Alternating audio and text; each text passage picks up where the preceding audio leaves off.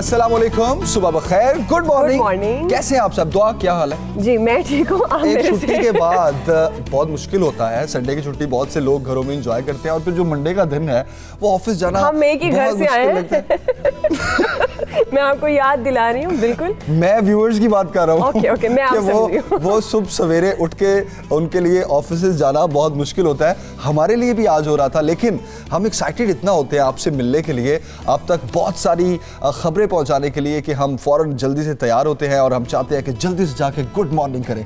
आज किस टॉपिक पे हम आगाज कर रहे हैं? बिल्कुल, आज का हमारा जो टॉपिक है वो बहुत ही इंपॉर्टेंट टॉपिक है। खास तौर पर आज हम बात, जैसे कि हम आगाज करते हैं अपने प्रोग्राम का एक अच्छी बात से करते हैं, तो आज हमने एक अच्छा टॉपिक रखा है। उस पर हमारे साथ हमारी मेहमान भी मौजूद है।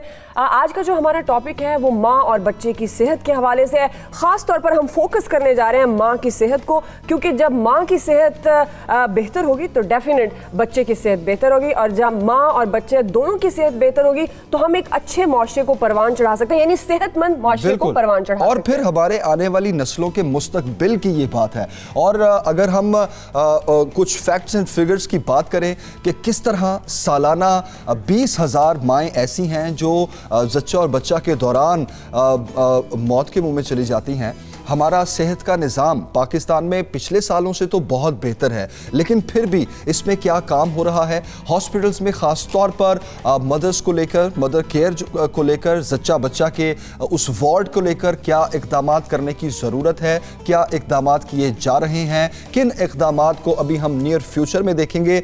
इसी सारे मामले पर हम आज इस मॉर्निंग शो में सबसे पहले जिस गेस्ट को हमने यहाँ पर इन्वाइट किया है, वन एंड ओनली, वो कौन है? एक रिपोर्ट देखते हैं, रिपोर्ट के बाद आकर आपको इंट्रोड्यूस करवाएंगे।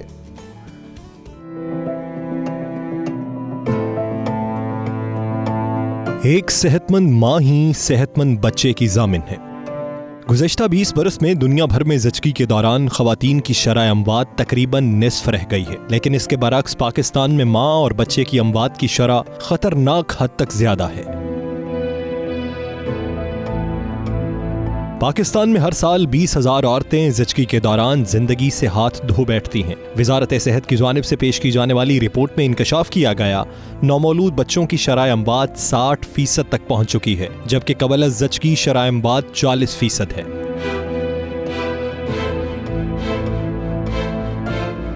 एक रिपोर्ट के मुताबिक 2016 में 63 लाख बच्चों की पैदाइश हुई, जिसमें 2,90,000 बच्चे एक माह के दौरान फौत हो गए, जबकि 4 लाख से जायद बच्चे 1 साल की उम्र से ज्यादा न बढ़ सके। यूनिसेफ की रिपोर्ट के मुताबिक पाकिस्तान में बच्चे का पहले ही मां इंतकाल कर जाने का इम्कान जापान, आइसलैंड और सिंगापुर के मुकाबले में 50% ज्यादा है। पंजाब के देही इलाकों और खास तौर पर बलूचिस्तान और सिंध में ये सूरत और भी ज्यादा खराब है। जच्चा और बच्चा की अमवात की बड़ी वजह तिब्बी सहूलियात का शदीद फुकदान, तरबियती अमले की कमी, शऊर का ना होना, कम उम्री की शादी, बच्चों की पैदाइश में मुनासिब वक्फे का ना होना और सेहत और ग़िज़ा की बेहतर सहूलियात का ना होना है। बिल्कुल जी, हर साल 20,000 माएँ इंतकाल कर जाती हैं। आपने ये फैक्ट्स फिगर्स की रिपोर्ट्स देखी है, जिसमें ख़ास तौर पर जो नौमौलूद बच्चे हैं, अगर उनकी डेथ होती है तो उसकी जो कॉजेज़ हैं वो क्या हो सकती हैं। डॉक्टर यास्मीन राशिद साहिबा हमारे साथ मौजूद हैं। वेलकम टू सुबह सवेरे पाकिस्तान। डॉक्टर साहिबा, सबसे पहले तो आपको लोग देखते रहते हैं टॉक शोज़ में, बहुत कम लोग जानते हैं आपके पेशे से मुतालिक। सूबाई वज़ीर सेहत हैं, बड़ा काम भी आप कर रही हैं अपने हल्के में। मैं ज़ाती तौर पर आपके काम को जानती हूँ और खुद गायनाकोलॉजिस्ट भी हैं, तो इसलिए हम चाहेंगे कि आपके जरिए हमारे देखने वालों तक ये अवेयरनेस जाए। तहरीक इंसाफ का बड़ा मोटिव सेहत, तालीम और बहुत सारे इश्यूज, और सेहत पर खान साहब खुद भी बहुत ज़्यादा सेंसिटिव हैं और आप खुद इस पेशे से मुंसलिक हैं। ये पाकिस्तान में शरह अमवात, ख़ास तौर पर जब माँ और बच्चे की सेहत की बात करते हैं ज़चगी के दौरान, एक तो फैक्ट ये है कि बहुत ज़्यादा दही इलाके हैं, वहाँ से ट्रैवलिंग का इशू होता है। आपके ख्याल में कौन से ऐसे बड़े बड़े मसाइल हैं पाकिस्तान के, सूबा पंजाब के, जहाँ ये शरह अमवात बहुत ज़्यादा है? देखिए दुआ, ये एक तो मैं आपकी बहुत ज़्यादा मशकूर हूँ कि आपने एक अहम तरीन जो इस वक्त हमारा मसला है सेहत का, उसको आपने उठाया, और ये बहुत अहम इस तरीके से है कि दुनिया भर के अंदर जब आप सोशल इंडिकेटर्स देखते हैं और परफॉर्मेंसेस देखते हैं हुकूमतों की, तो जो सबसे वल्नरेबल पार्ट है सोसाइटी का वो खातून, एक औरत और एक बच्चा है। और अगर आप उसकी सही देखभाल नहीं कर रहे, इसका मतलब है कि आपके सोशल इंडिकेटर्स जो हैं वो इंडिकेट कर रहे हैं कि इस मुल्क को परवाह नहीं है अपने माँ और बच्चे के बारे में। अब तक शर्मनाक हद तक आपको पता है कि ना सिर्फ हमारी शरह अमवात इतनी ज़्यादा, बल्कि हमारे ये सारा इलाका जो है, यानी जिसके अंदर इंडिया है और बांग्लादेश है और नेपाल है और श्रीलंका, उसमें हमारी शरह अमवात बाकियों के मुकाबले में बहुत ज़्यादा हो गई, which is very embarrassing now internationally. Pakistan signatory है to the sustainable development goals, और सस्टेनेबल डेवलपमेंट गोल्स की दो जो अहम नुक्ते हैं वो ये है कि एक तो हमने शरह अमवात जो है उसको आधा करना है, और जो शरह अमवात बच्चों की है वो भी आधी करनी है। अब उस सिलसिले में हमें क्या करना चाहिए? जो अहम फैक्टर अब इस वक्त बाहर निकला वो ये है कि अगर एक खातून अस्पताल से बाहर डिलीवरी करे तो उसके सर्वाइवल के चांसेस कंपैरेटिवली बहुत कम होते हैं बनिस्बत इसके कि किसी हेल्थ इंस्टीट्यूशन में उसकी डिलीवरी हो। यानी उसके अंदर आप बेसिक हेल्थ यूनिट ले सकते हैं, आप रूरल हेल्थ सेंटर ले सकते हैं, आप तहसील हेडक्वार्टर, DHQ और फिर टर्शरी केयर हॉस्पिटल्स। मतलब एक खातून की डिलीवरी जो है घर पे नहीं होनी चाहिए, ये फैक्टर बड़ा इम्पोर्टेंट। अच्छा, यहीं पे एक सवाल बड़ा इंपॉर्टेंट है, चूंकि आप सूबाई वज़ीर सेहत भी हैं, अब इस अवेयरनेस की भी बहुत ज़रूरत है। बहुत से देही इलाकों में ख़वातीन ये कहती हैं कि अच्छा नहीं, हॉस्पिटल जाना ज़रूरी नहीं है, वो अपने नियरेस्ट हॉस्पिटल में भी नहीं जाते। तो being in a government, being part of the government, आप इसकी अवेयरनेस के लिए भी कुछ? जी बिल्कुल, मैं आपको यही बताने लगी हूँ ना कि अब हमारा जो एक बहुत बड़ा अवेयरनेस कैंपेन चल रहा है वो IRMNCH प्रोग्राम है, जिसमें मदर एंड चाइल्ड की न्यूट्रिशन का और हेल्थ का प्रोग्राम चल रहा है, जिसके अंदर बाकायदा लेडी हेल्थ वर्कर्स के थ्रू हम एक मुहिम बहुत बड़ी चलाई हुई है, जिसमें हम ख़वातीन को ये कन्विंस करते हैं कि देखिए, न सिर्फ आप अपना एंटीनेटल केयर कराएंगे, यानी हमल के दौरान वो जो चेकअप होता है वो बहुत ज़रूरी और बहुत अहम है पिक करने के लिए कि खुदा न खास्ता कोई कॉम्प्लिकेशन ना हो रही हो।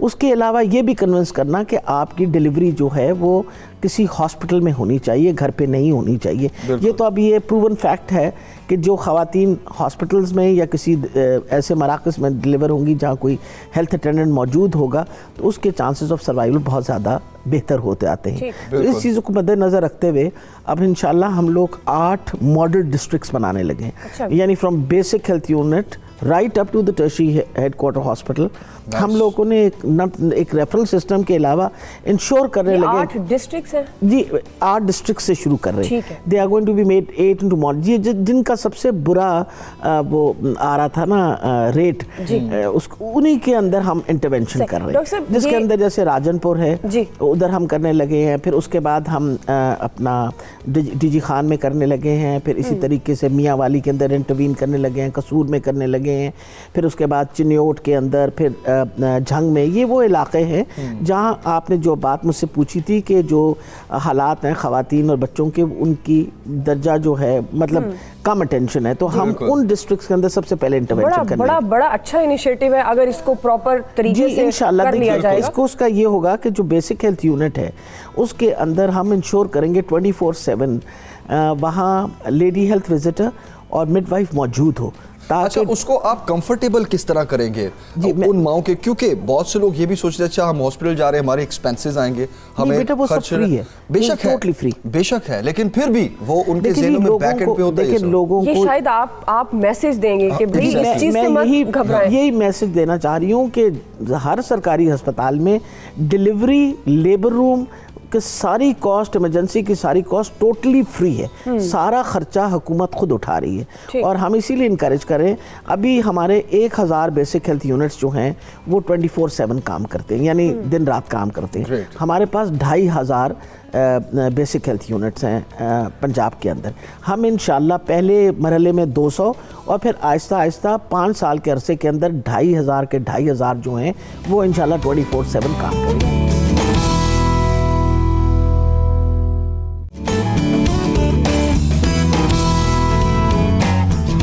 मैं चाहती हूँ कि आपके ज़रिए अवेयरनेस जाए, जो माएँ इस वक्त हमारा प्रोग्राम देख रही हैं, एक खातून को जब वो बच्चा पैदा करने के प्रोसेस में एंटर हो रही होती है, बहुत सादा और आसान लफ्ज़ों में अगर समझाया जाए तो आपके ख्याल में, क्योंकि हमारे यहाँ क्या कॉन्सेप्ट है कि जब आप डिलीवरी के करीब हैं तो आप डॉक्टर के पास जाते हैं, तो क्या किस स्टेज पर उनको जाना बेटा चाहिए? सबसे ज़्यादा ज़रूरी है कि ये तो अब बहुत सारी चीज़ें जो अब इनके स्टेटिस्टिक्स अवेलेबल हैं कि एक खातून को जब हमल हो तो सबसे पहला उसका चेकअप जो है वो शुरू महीनों में हो जाना चाहिए, पहले 2 महीने के अंदर। वजह ये होती है कि कई दफ़ा बच्चे की डेवलपमेंट ठीक नहीं हो रही होती है और बच्चा मिस्ड अबॉर्शन या इस तरह की चीज़, तो उसका पहले ही आइडेंटिफाई कर देना चाहिए। फिर ये कि जब खातून शुरू होती है अपने हमल के अंदर तो उसकी जो नॉर्मल कंडीशन है, जैसे उसकी हीमोग्लोबिन कितनी है, उसको कोई इन्फेक्शन वगैरह तो नहीं है, ये सारी चीज़ों की असेसमेंट होनी चाहिए। तो बहुत इंपॉर्टेंट है कि हमल के दौरान कम से कम 5 दफ़ा को कोई इसका सेहत का माहिर जो है ना वो ज़रूर देखे, चाहे वो लेडी हेल्थ विजिटर है या वो अपना हमारी मिडवाइफ जो ट्रेन मिडवाइफ्स है, नर्स है या फिर डॉक्टर। अब हम लोगों ने पूरी कोशिश की है जी एंटीनेटल केयर के लिए अपने बेसिक हेल्थ यूनिट्स पे हमारी इस वक्त लेडी डॉक्टर्स मौजूद हैं। पिछले दिनों आपको पता है जब से मैं आई हूँ हमने 6,800 नए डॉक्टर्स भर्ती किए, जिसके अंदर तकरीबन 2,600 हमारी लेडी डॉक्टर्स थी जिनको हम लोगों ने तैनात किया है दही इलाकों के अंदर, ताकि यही सहूलत जो है ये हमारी ख़वातीन को मिल सके। और इसके लिए ख़वातीन को ज़रूर जाना चाहिए, क्योंकि एक अल्ट्रासाउंड भी होना है उनका, उनके टेस्ट भी होने हैं, उनको दवाई भी मिलेगी। अच्छा, ये तो बड़ा अच्छा इनिशिएट है डॉक्टर साहिबा। एक गवर्नमेंट क्या इक़दाम कर रही है सेहत के हवाले से, ये बहुत अच्छा है। मुझे आई डोंट नो ये रेफरेंस देना चाहिए या नहीं। अभी कुछ दिन पहले बड़ी एक कैंपेन चली थी कि पॉपुलेशन हमारी बहुत ज़्यादा बढ़ रही है, जिस तनासुब से बढ़ रही है इसको कंट्रोल करना चाहिए। आपको याद होगा साबिक चीफ जस्टिस ने भी इस पे बड़ी कॉन्फ्रेंसेस की। अच्छा, ये तो हमने देख लिया कि पॉपुलेशन जिस तनासुब से बढ़ रही है उसको कंट्रोल करना चाहिए, लेकिन क्या आप जो प्रोग्राम अपने बता रही हैं सारी, इसके साथ साथ ये कैंपेन भी चलाई जाएगी कि माँ को किस चीज़ की ज़रूरत है, उसको सेहत के हवाले से किन बुनियादी सहूलियात चाहिए, वो उस पर भी तवज्जो दें? देखिए मैं आपको बात बताऊँ, एक माँ को ये सोचना चाहिए, और देखें पढ़ी लिखी माँ को तो कोई बताने की ज़रूरत नहीं पड़ती। वो कहती है कि जी मैं एक और दूसरे बच्चे के दरमियान कम से कम 3 साल का वक्फा इसलिए करूँगी कि मैं एक बच्चे को पहले पाल लूँ, इस काबिल कर दूँ कि वो बच्चा अपने पैरों पे खड़ा होके और अपनी चीज़ मांग ले और अपना ये वो कहते हैं ना जी अपना कुछ थोड़ा बहुत ख्याल कर सके। मिनिमम 3 साल की तो स्पेसिंग ज़रूर होनी चाहिए। ये तो कुदरत का असूल भी यही है। लेकिन ना अल्लाह ताला का हुक्म है, और हम बतौर मुसलमान हमें पता है कि माँ का दूध कितना अहम है। यानी एक बच्चा जो है उसको माँ का दूध कम से कम, मतलब हम ये हमारी ये सबको कहने के भी 2 साल लड़के को 2.25 साल बेटी को पिलाना चाहिए माँ को दूध।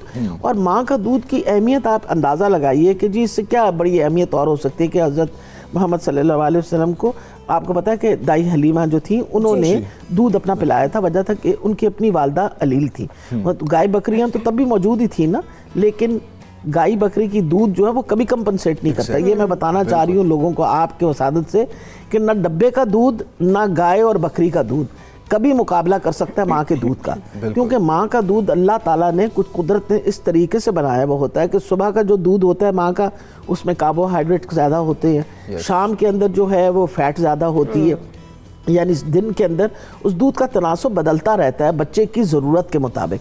अब ये इस तरह की अल्लाह की तरफ से अल्लाह का निज़ाम है, यानी कितना खूबसूरत निज़ाम है। और फिर ये कि खातून को इस बात का एहसास करना चाहिए कि मैंने एक बच्चे को मुकम्मल उसकी परवरिश के लिए मुझे 2 साल उस बच्चे को देने पड़ेंगे, और फिर इस अरसे के दौरान एक खातून की अपनी सेहत भी वापस दोबारा उस लेवल पर पहुँच जाती है। वरना तो देखिए ना, सबसे बड़ी बात है कि इस वक्त 50% हमारी ख़वातीन जो हैं वो खून की कमी का शिकार हैं, और वो इस वजह से खून की कमी का शिकार है मेजॉरिटी, क्योंकि एक बच्चा भी पैदा किया फिर साल बाद एक और बच्चा पैदा कर दिया। तो आपके जो अपने आयरन स्टोर्स हैं, यानी फौलाद के जो स्टोर्स होते हैं और जो कैल्शियम के स्टोर्स होते हैं, वो तो डिप्लीट होते रहते हैं, क्योंकि बच्चा जब माँ के पेट के अंदर पल रहा होता है तो बच्चा माँ से सारी खुराक लेता है। तो जब वो माँ से सारी खुराक लेता है तो उसकी फौलाद भी लेता है, उसका कैल्शियम भी लेता है, तो माँ को उन सारी चीज़ों की ज़रूरत होती है। और फिर जब बच्चे को उसने दूध पिलाना है तब भी उन्हें सारी चीज़ों की ज़रूरत है। तो मेरा ये कहना है कि एक खातून को ये बात समझनी चाहिए कि मैंने सिर्फ बच्चा पैदा नहीं करना, इसकी परवरिश करने के लिए मुझे हर तरफ से ध्यान छोड़ के इस बच्चे की तरफ ध्यान देना है और खुद भी फिट हो। हाँ जी, और खुद भी उसकी सेहत को फर्क पड़ेगा। सबसे इम्पोर्टेंट देखिए ना, इम्पोर्टेंट ये चीज़ है, उसको वो 2-2.5 साल मिल जाएंगे जिसमें उसकी वो जो सारे जो डिप्लीशन हुई हुई होती है, यानी जो कमी आई हुई होती है खून के अंदर, ये सारा कुछ ठीक हो जाए, and then she can go out for another pregnancy. आप खुद ब खुद देखें ना, कुदरत का निज़ाम बड़ा खूबसूरत है। एक खातून जब बच्चे को मुसलसल अपना दूध पिलाती है और कोई और दूध नहीं पिलाती तो ओव्यूलेशन नहीं होती जी। यानी important, try to understand what I am saying जी, वो मतलब फर्टिलाइजेशन ही नहीं, मतलब अंडा ही नहीं बनता। अल्लाह ने, कुदरत ने इस तरह का काम किया, सिस्टम है वो दोबारा से डेवलप ही नहीं होता। लैक्टेशनल एमेनोरिया उसको हम कहते हैं। उन खवातीन को बहुत अरसे तक पीरियड्स भी नहीं आते, सिर्फ इस वजह से कि अल्लाह ने निज़ाम इस तरह का बनाया हुआ है कि बच्चे को जब आप दूध पिला रहे हैं तो एक ही बच्चा पाल सकते हैं ना। ठीक, कि जो बेवा खातून है ना, सबसे पहले तो उसको फोकस किया जा रहा है। एक खातून जो बेवा है और उसके बच्चे हैं, सबसे पहले तो कार्ड उसको दिया जाएगा टू इंश्योर उसको किसी किस्म की अपने बच्चों के मसले में सहूलत लेनी हो, सेहत की, क्योंकि हम तो इस बात परेशानी का सामना न करना पड़े। और 7,20,000 एक बहुत बड़ी रकम होती है, और 18 साल से कम उम्र के जितने बच्चे हैं they will be supported by that family in this से वे कि जी जो एक फैमिली यूनिट है उसको 7,20,000 रुपये मिल जाएगा। और आप वैसे देखिए कि इसके अंदर हमने जो बहुत अच्छी वो जो इनपुट दिए हुए उसके अंदर ये है कि इतनी आजकल रोड एक्सीडेंट्स होते हैं, हेड इंजरीज हो जाती हैं, उसके लिए भी हमने इंश्योर किया कि न्यूरो साइंसेस का भी उसके अंदर कंपोनेंट हो। हमने ये भी इंश्योर किया कि कार्डियोलॉजी का कंपोनेंट भी हो, ताकि गरीब आदमी पे बिल्कुल बोझ ना पड़े अगर खुदा न खास्ता उनके घर के अंदर कोई बीमारी आ जाए। ग्रेट। ये डॉक्टर साहब को वैसे तो हम दूसरे टॉपिक पे थे, लेकिन ये इतने अच्छे इनिशिएट हैं गवर्नमेंट की जानिब से। End of the day it is going to benefit the mother and child ना। एग्जैक्टली, माँ और बच्चे को बेनिफिट करेगा ना। एक माँ ने अगर एक प्राइवेट अस्पताल में डिलीवरी कराई है तो उसका खर्चा भी देंगे हम, बिल्कुल। और अगर खुदा न खास्ता वहाँ सिजेरियन हो तो उसका खर्चा भी हम देंगे। So that is important. ना सिर्फ ये कि सरकारी अस्पतालों के अंदर हम वैसे ही फ्री करेंगे, लेकिन अगर किसी निजी अस्पताल में जो एम्पैनल्ड है उसमें वो डिलीवरी करवाएं तो वो हम ही government will bear the expense. ये एक बहुत बड़ा मैसेज है गवर्नमेंट की जानिब से उन तमाम फैमिलीज के लिए, खवातीन के लिए, उन गरीब लोगों के लिए जो ना सिर्फ शहरों में हैं, अपना दही इलाकों के अंदर ही कंसंट्रेट हम कर रहे हैं। अब जैसे राजनपुर हुआ, डीजी खान हुआ, इनके इलाके जो दही इलाके हैं उन्हीं के हॉस्पिटल्स हमने इम्पैनल किए। ये और ये भी है कि आप राजनपुर से आप रहीम यार खान हैं और वहाँ आपको मसला बन गया तो आप रहीम यार खान के जो इम्पैनल्ड हॉस्पिटल है वहाँ जाके अपना इलाज करा दें। आप मुल्तान आ गए हैं तो वहाँ जो इम्पैनल्ड हॉस्पिटल है वहाँ आप अपना इलाज करवा लें। पर कम से कम ये फैसिलिटी जो है हर जो इम्पैनल्ड हॉस्पिटल है उसको वो कार्ड वाले को देनी पड़ेगी ये फैसिलिटी। लेकिन डॉक्टर साहिबा, जो जमील ने बात की अवेयरनेस की, अगर दही इलाकों में आप इतना, ये बड़ा ज़बरदस्त प्रोग्राम है और ख़ास तौर पर जो लोग अफोर्ड नहीं कर सकते वो तो दुआएं देंगे अगर आप अपने दौरे हुकूमत में इसको इनिशिएट करके जाते हैं, लेकिन अवेयरनेस बड़ी इंपॉर्टेंट है। देखिए ना, दही इलाकों में अवेयरनेस नहीं है, उन्हें पता होगा तो वो ये कार्ड के हसूल के लिए भी जद्दोजहद करेंगे। इंशाल्लाह हमारी लॉन्चिंग जो है वो ये 3rd वीक में है, और आपको पता है कि आप लोगों के चैनल्स के अलावा PTV by itself is a huge, उसकी बहुत बड़ी व्यूअरशिप है पर्टिकुलरली दही इलाकों के अंदर। तो एक बहुत बड़ी कैंपेन अवेयरनेस की हम उसके ऊपर शुरू कर रहे हैं, बल्कि बताया जाएगा कि कौन से हॉस्पिटल्स अवेलेबल हैं, किस तरीके से आपने ये कार्ड इस्तेमाल करना है, how will the card be used. आपको पता होना चाहिए कि भाई ये कार्ड की अहमियत क्या है, इस कार्ड से आप क्या क्या आपको सहूलतें मिलेंगी, ये सारा कुछ। बल्कि जो हम पैकेज देंगे उसके अंदर बाकायदा सारी इंस्ट्रक्शंस भी लिखी हुई हैं क्या ये आप कार्ड से कौन से अस्पतालों में जा सकते हैं और इस कार्ड के साथ आपको कौन सी सहूलतें मिल सकती हैं। और मैं आपको ये बता रही हूँ, जो खूबसूरती इस बात की है वो ये है कि देखें, किसी को हमने इसको, it's not going to be a political level, ये तो क्रॉस द बोर्ड हर बंदे को जो गुर्बत की लाइन से रहता है नीचे उसको दिया जाएगा। इसके अंदर हम मिनिमम कोई वो पॉलिटिकल इन्वॉल्वमेंट रख ही नहीं रहे। हम ये कह रहे हैं कि हमें आप बताइए कि कौन लोग गरीब हैं, चाहे वो हमें सपोर्ट करते हैं। मैं ये सवाल करने लगी थी डॉक्टर साहिबा से कि आप सूबाई वज़ीर सेहत बनी है तो ये इनिशिएटिव आपके जहन में है या इससे पहले भी नहीं जी, ये आप सोचती थी ऐसा? मैं आपको बताऊँ, ये इनिशिएटिव जो है खैबर पख्तूनख्वा में तो आपको पता पहले भी था, पंजाब के अंदर भी अपना नवाज शरीफ साहब वगैरह ने इंट्रोड्यूस किया था इसको, लेकिन जितना रोबस्ट होना चाहिए था सिस्टम को, उन्होंने उनका कार्ड जो था दैट वाज फॉर 2,70,000 और फिर उसके बाद इसकी सबसे बड़ी limit ये ज़्यादा बात है कि बहुत सारे लोगों को उसके बारे में खबर ही नहीं हुई जब वो चला, और फिर बहुत सारे डिस्ट्रिक्ट्स के अंदर उन्होंने कोई 10 डिस्ट्रिक्ट्स के अंदर सही तरीके से वो करने की बिल्कुल, कोशिश की। बिल्कुल, nobody came to know about it. आपको भी नहीं खबर थी इसकी? बिल्कुल, तो मैंने कब मुझसे भी कई दफ़ा नाराज़ होते हैं जब हम किसी टीवी शो पे गई तो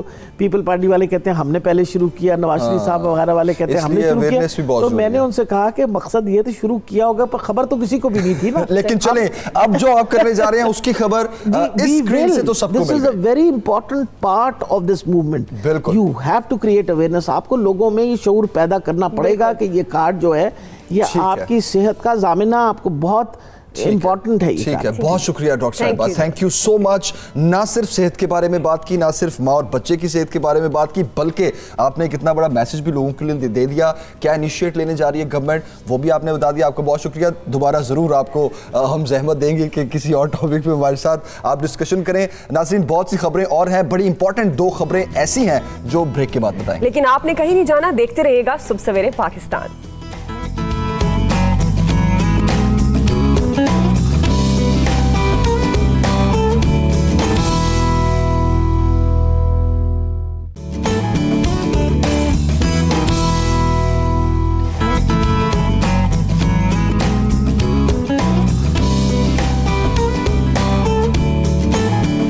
वेलकम बैक नाज़रीन, एक बार फिर आपको सुबह सवेरे पाकिस्तान में खुशामदीद कहेंगे। और अब हुआ चाहता है वक्त हमारे अगले सेगमेंट का। इस सेगमेंट में जाने से पहले मैं आपको ये ज़रूर बताना चाहूँगी कि कुछ ही देर के बाद हमें बड़े ख़ास मेहमान भी ज्वाइन करने वाले हैं। यकीनन उनकी बातें सुनकर आप इंजॉय करेंगे सुबह सवेरे पाकिस्तान को। लेकिन अभी वक्त हुआ चाहता है इस्लामाबाद जाने का, क्योंकि आज वीकेंड का, बिल्कुल आप दुरुस्त कह रहे हैं, वीकेंड का पहला दिन है और डेफिनेट स्टोरी भी बड़ी होगी। जमील, बिल्कुल गैस कार्ड की बात की जा रही है, क्योंकि जब हम पाकिस्तान पीपल्स पार्टी की बात करते हैं तो वो सिंध कार्ड पर कहा जाता है बहुत ज़्यादा खेलते हैं, लेकिन अब गैस कार्ड की बात हो रही है और ये कहा जा रहा है कि वफाकी गवर्नमेंट उस तरह से गैस की जो सप्लाई है, गैस का इस्तेमाल, उसमें थोड़ा सुतेलेपन का मुजाहरा कर रही है सिंध के साथ। तो हम यहाँ बात कर रहे हैं कि पूरे सूबों में गैस की सप्लाई क्या है, उसका इस्तेमाल क्या है। बड़े इंपॉर्टेंट फैक्ट्स एंड फिगर हैं जो हमें बता रहे हैं सुहेल भट्टी। बिल्कुल, सुहेल भट्टी साहब के पास चलते हैं। भट्टी साहब, गुड मॉर्निंग। कैसे आप, बड़ी एक्सक्लूसिव स्टोरी है ये आप जो निकाल कर लाए हैं, खास तौर पर पैदावार और खपत के कुछ फैक्ट्स एंड फिगर्स हैं। दूसरी जाने पीपल्स पार्टी जो है वो गैस कार्ड का इस्तेमाल कर रही है। जरा हमारे नाज़रीन के लिए पहले इन डिटेल इसकी तफसील बताएं, ये मामला है क्या? जी इसके साहब बहुत शुक्रिया, मैं बिल्कुल खैरियत से हूँ। ये बेसिकली मामला ये है कि जैसे जैसे पाकिस्तान पीपल्स पार्टी के शरीक चेयरमैन आसिफ अली जरदारी और पीपल्स पार्टी की दीगर अहम शख्सियात के खिलाफ जाली बैंक अकाउंट्स और मनी लॉन्ड्रिंग से मुतल्लिक केस की तहकीकात आगे बढ़ रही हैं, वैसे ही हमें देखते हैं कि सिंध हुकूमत की कुछ अहम शख्सियात, जिसके अंदर वज़ीर आला सिंध मुराद अली शाह साहब भी सरे फहरिस्त हैं, वो बहुत परेशान दिखाई देते हैं। मुख्तलिफ स्ट्रेटजीज भी वहाँ पर ज़ेरे गौर रही हैं, चूँकि कहा यह जा रहा है कि जिस तरीके के साथ DG नैब रावलपिंडी इरफान नईम मंगी की सरबराही में इस मामले की कंबाइंड इन्वेस्टिगेशन टीम तहकीकात का सिलसिला जारी रखे हुए और आने वाले चंद दिनों के दौरान कुछ बहुत बड़ी डेवलपमेंट्स होने जा रही हैं। तो ऐसे मौके के ऊपर माजी के अंदर हमें एक सिंध कार्ड की इस्तिलाह सुनने का मौका मिलता था जब सियासी रशाकसी शुरू होती थी। अब ऐसे मौके के ऊपर सिंध कार्ड का इस्तेमाल हमें देखने को मिल रहा है, चूँकि वज़ीर आला सिंध मुराद अली शाह साहब वफाकी हुकूमत को मुसलसल ये बावर करा रहे हैं कि वो किसी भी वक्त जो सिंध की गैस है जो कि पंजाब को सप्लाई की जा रही है वो बंद कर सकते हैं। माजी के अंदर भी इस किस्म के बयान आए, लेकिन इस वक्त जो कुछ इतलात वफाकी हुकूमत को मसूल हुई, वजारत तवानाई को मसूल हुई, उसके मुताबिक सिंध हुकूमत और पाकिस्तान पीपल्स पार्टी की अहम शख्सियात इस मामले को बहुत संजीदगी से गौर कर रही हैं, चूँकि 18वीं तरमीम के बाद, जिसका 18वीं तरमीम का आर्टिकल 158 के तहत सिंध हुकूमत समेत सिंध दीगर सूबों का ये राइट उनको हासिल है कि वो जो सूबे के अंदर जो कुदरती वसाइल दस्तियाब हैं सबसे पहला इस्तेमाल करने का हक उनका है। 18वीं तरमीम के अंदर ये शिक तो मौजूद है, इसका बैकग्राउंड भी हम बताएंगे थोड़ा आगे चल के, लेकिन उसको अगर इम्प्लीमेंट करें तो उसके लिए न सिर्फ पंजाब बल्कि वफाक के लिए बहुत तबाहकुन असरात उसके मुरतब हो सकते हैं। इस वक्त हमें एक सरकारी दस्तावेज हमारे पास मौजूद है और हमारे पास पहली मरतबा ये एक्चुअल फिगर सामने आए हैं कि प्रोविंस वाइज गैस की पैदावार कितनी है और किस सूबे दूसरे सूबे की गैस मिल रही है। अगर हम जरा इसके ऊपर थोड़ी इसकी रोशनी डालें तो हम देखते हैं कि सिंध के अंदर इस वक्त तकरीबन 2450 MMCFD गैस पैदा हो रही है और उसके साथ बलूचिस्तान के अंदर 682 MMCFD। आपने पंजाब की बात की सुहेल भट्टी साहब, 3% पैदावार है, खपत 40% है। सिंध कार्ड तो इस्तेमाल हो रहा है, जिसको गैस कार्ड आप कह रहे हैं, तो पंजाब की सनतों पर भी फर्क पड़ेगा इसका, या पड़ रहा है, तो उसका क्या ऑल्टरनेट सिस्टम है? क्या किया जा रहा है? पंजाब को तो खास कर मुश्किलात का सामना है ना, इस पर गवर्नमेंट देख रही है कुछ, क्या एक्शन लेगी?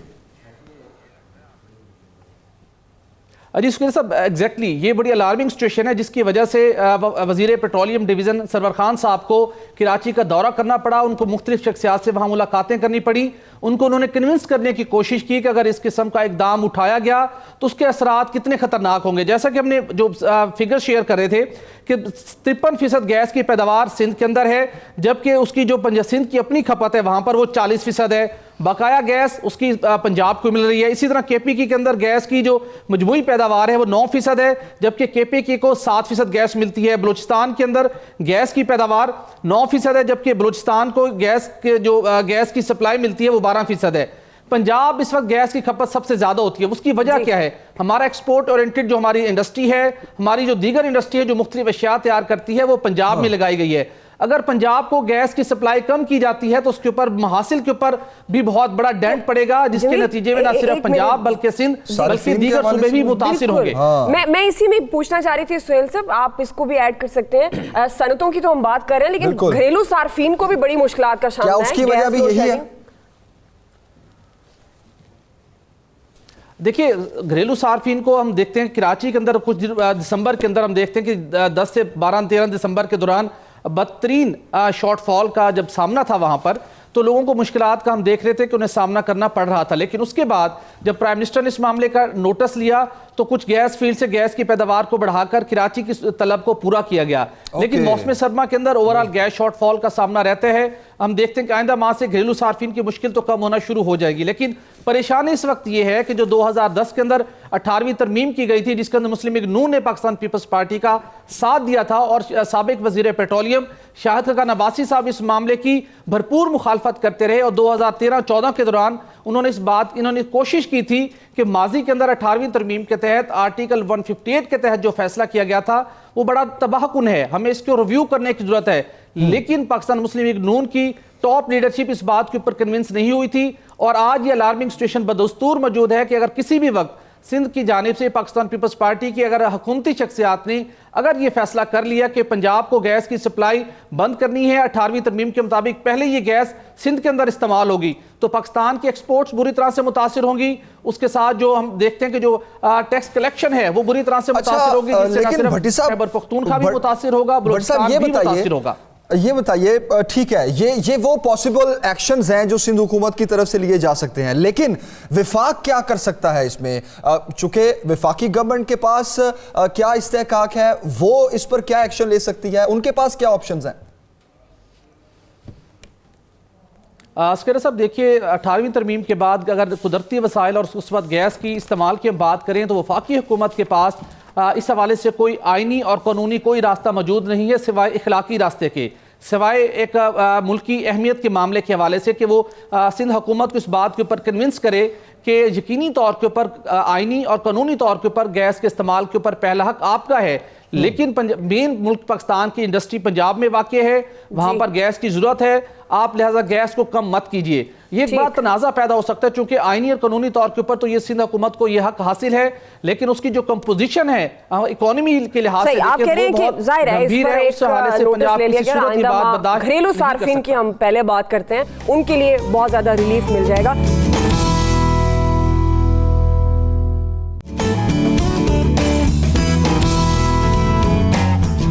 वज़ीर-ए-आज़म साहब की बात हो रही है तो एक और अहम खबर है कि वज़ीर-ए-आज़म Imran Khan world government summit में शिरकत के लिए एक रोज़ा दौरे पर दुबई पहुंचे हैं, जहां उनका पुरतबाक इस्तकबाल किया गया है। लेकिन ना सिर्फ वहां वली अहद शेख मोहम्मद बिन हाल से उनकी मुलाकात हुई है, बल्कि इसमें अहम जो मामला है वो ये है कि IMF मैनेजिंग डायरेक्टर क्रिस्टिन लोगार्ड से भी उनकी मुलाकात हुई है। जी और इन दिनों खासतौर पर अहम इसलिए भी कहा जा रहा है कि बेल आउट पैकेज पर भी बात की गई है, IMF के कर्जों के हवाले से, क्योंकि PTI का एजेंडा कुछ डिफरेंट था। लेकिन पिछले दिनों जब हम मईशत की बात करते हैं तो बहुत सारी बातें IMF पर जाकर रुकती हैं कि क्या डील्स, क्या शराइत तय हुई हैं गवर्नमेंट की IMF के साथ और क्या मामलात हो सकते हैं।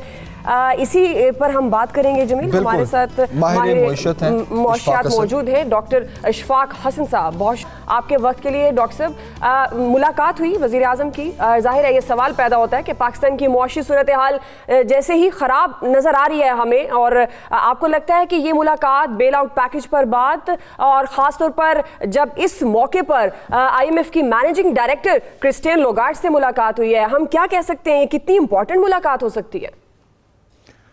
इस वक्त जो प्राइम मिनिस्टर गए हैं, ये वाकई मुलाकात तो बहुत अहम है, क्योंकि हम IMF से मुज़ाकरात कर रहे हैं और अभी तक जो हुकूमत पाकिस्तान और IMF में जो डिसएग्रीमेंट है वो पेस ऑफ रिफॉर्म्स पे है, और कुछ ऐसी कंडीशनलिटीज़ हैं जो बहुत पेनफुल है। तो प्राइम मिनिस्टर चूँकि एक इलेक्टेड प्राइम मिनिस्टर हैं, अवाम के वोट से इलेक्ट होकर आए हैं, उन्हें भी इसका एहसास है कि ये जो कंडीशंस हैं IMF के, ये बहुत ही सख्त हैं और इससे अवाम पे बहुत ज़्यादा बोझ पड़ेगा। तो लिहाजा उन्होंने इस मौके का फ़ायदा उठाया कि जो दुबई में मीटिंग थी, चूँकि वो भी वहाँ आई थी, तो प्राइम मिनिस्टर ने मुनासिब समझा कि उनसे ही बात करके कुछ उनसे कहा जाए कि भाई कोई शराइत में नरमी करें। तो इस हवाले से ये प्राइम मिनिस्टर की मुलाकात जो है वो IMF के MD से मेरे नज़दीक बहुत अहम है। अब इसके क्या रिजल्ट निकलते हैं, लेकिन ये आपको 2-4 दिन लेकिन इशफाक साहब, रिजल्ट्स क्या निकलते हैं, ये कितनी इंपॉर्टेंट है ये मुलाकात, ये तो आपने बताया। लेकिन देखें, अवाम के ज़हनों में ये सवाल है कि वज़ीर आज़म साहब खुद कहते थे IMF के पास नहीं जाना, लेकिन अब इस मुलाकात के बाद ये सवाल जन्म ले रहे हैं कि क्या IMF के पास ही जाना पाकिस्तान के पास आखिरी हल है इन मुआशी चैलेंजेस से निपटने के लिए? कोई और रास्ता नहीं है हमारे पास? देखिए, लोग IMF में जाते क्यों हैं? उस वक्त जाते हैं जब उनकी जेब में पैसे नहीं होते हैं कि वो अपने जो टोटल इनफ्लो है डॉलर का, और जितने डॉलर की ज़रूरत है हमें, यानी हमारी जितनी डॉलर की ज़रूरत है वो हमारे आमदन से अगर कम है, तो उस गैप को पूरा करने के लिए हम IMF के पास जाते हैं। सही। तो ये कोई ज़रूरी नहीं है। मैं तो डे 1 से मैं कह रहा था कि IMF में ना जाएं तो ज़्यादा बेहतर होगा जी। क्योंकि मैंने नहीं देखा है कि IMF में जो मुल्क गया हो और वो फिर कहीं से संभल के निकला हो, वो ऐसे चक्कर में फंस जाता है कि एक के बाद दूसरा, दूसरे के बाद तीसरा, ये प्रोग्राम आफ्टर प्रोग्राम ये चलता रहता है। और IMF के प्रोग्राम की ख़ास बात यह है कि इकॉनमी को ग्रो नहीं करने देती है। ये 3, 3.5, 4, 4.5, इससे ज़्यादा ग्रो नहीं करेगा मईशत। तो इसी के फिर ये कि मुल्क में बेरोज़गारी फैलती जाती है, मुल्क में डिसकंटेनमेंट होता है, सोशल अनरेस्ट बढ़ता है। तो ये मैंने देखा है, इसलिए अपने तजुर्बे से मैं कह रहा था कि हमें नहीं जाना चाहिए।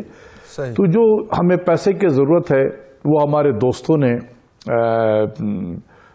बड़े बुरे वक्त में पाकिस्तान का साथ दिया और हमें उन्होंने वो पैसे हमें फराहम कर दिए हैं।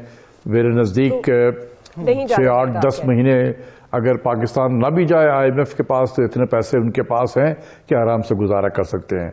लेकिन लोग हमारे मुल्क में ये समझते हैं कि जैसे हुकूमत और कुछ नहीं करेगी। वज़ीर ख़जाना सुबह दफ्तर जाएगा, चाय पिएगा और घर चला जाएगा। प्राइम मिनिस्टर दफ्तर जाएंगे, चाय पिएंगे, फिर अपने घर में चले जाएंगे। हर चीज़ स्टैंड स्टिल है, कुछ नहीं है, क्योंकि पैसे दोस्तों ने दे दिए हैं तो कोई काम करने की ज़रूरत नहीं है। ऐसा तो नहीं होता है, हुकूमत काम कर रही होती है। ये नहीं है कि जो बाहर से पैसा आया है बस इसी पे जो है वो उन्होंने इक्तफा कर लिया है।